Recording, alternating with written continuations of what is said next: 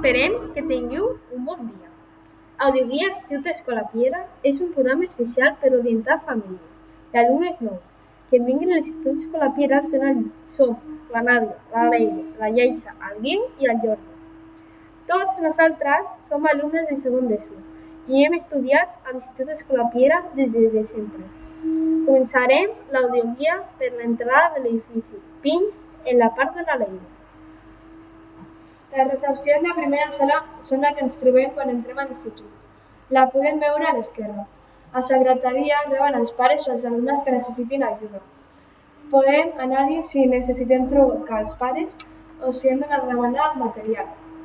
A secretaria hi podem trobar l'Isabel i molts treballadors més. Conselleria està just al costat. Hi ha l'Anna o el Xavi, o també l'Àngel. Podem recórrer a la seva ajuda per imprimir quan el necessitem i també s'encarreguen de rebre els pares. A la primera planta de l'edifici Pins també hi ha les classes de primer a tercer de primària. A la dreta trobarem una sala de reunions i un lavabo per als professors. A l'esquerra tenim la sala de l'AFA i la sala de professors, que abans era una biblioteca. Després de creuar tot el passadís de primària de primer a tercer, trobem unes escales a la dreta. Si puges, trobaràs el passadís de segon a quart d'ESO i els seus lavabos. Al fons del passadís pots trobar la sala d'orientació i el despatx del director. I si baixes, trobaràs la porta del pati i el passadís infantil, de P3 a P5.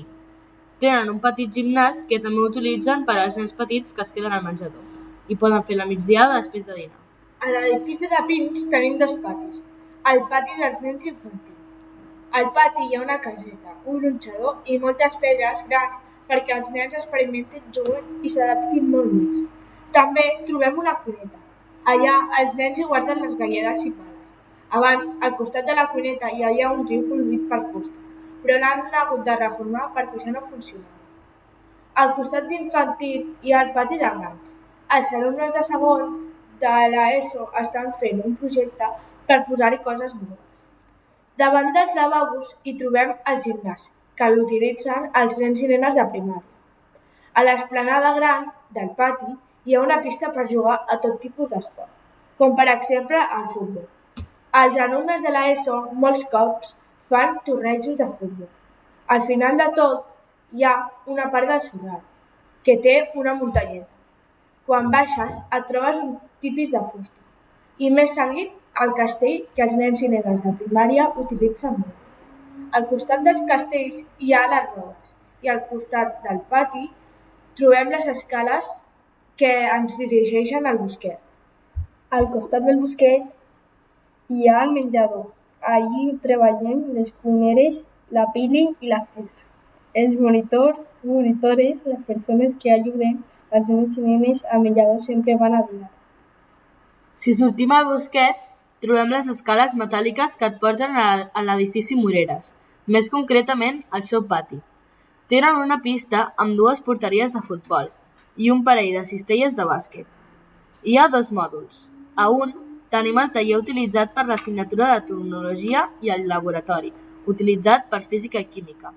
El segon mòdul s'utilitza per reunions i vacunes o altres funcions mèdiques. Al costat del segon mòdul trobem uns bancs i una taula de ping-pong per jugar a l'hora del pati.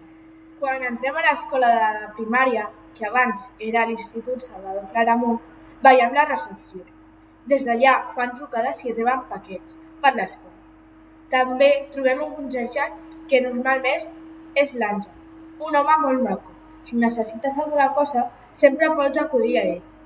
Després trobem les aules de quart fins a sisè de primària i les classes de primer d'ESO. Hem arribat al final del nostre programa. Esperem que aquest podcast us hagi servit per conèixer millor l'Institut Escola Piedra. Gràcies per escoltar.